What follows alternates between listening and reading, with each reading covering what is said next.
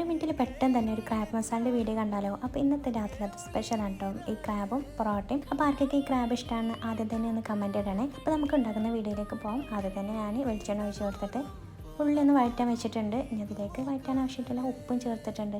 പിന്നെ ഇഞ്ചിയും വെളുത്തുള്ളിയും അതുപോലെ പച്ചമുളകും ചതച്ചതും ചേർത്തിട്ട് നന്നായിട്ടൊന്ന് വഴറ്റാം. പിന്നെ അതിലേക്ക് തക്കാളി ഇങ്ങനെ ചെറുതായി അരിഞ്ഞത് ചേർത്ത് കൊടുത്തിട്ടുണ്ട്. പിന്നെ ഇടയ്ക്ക് കറിവേപ്പിലും ചേർത്തിട്ട് ഇതെല്ലാം കൂടി ഒന്ന് വഴറ്റിയെടുക്കാം. ഇനി മസാലപ്പൊടികൾ ചേർക്കാം. അതിനാദ്യം തന്നെ മഞ്ഞൾപ്പൊടി ചേർത്തിട്ടുണ്ട്. പിന്നെ മുളക് പൊടി, കാശ്മീരി, പിന്നെ മല്ലിപ്പൊടിയും ചേർത്തിട്ടുണ്ട്. കുറച്ച് ക്രാബാണ് വെക്കുന്നത്, അതുകൊണ്ട് തന്നെയാണ് എല്ലാം കുറച്ച് ചേർക്കുന്നത്.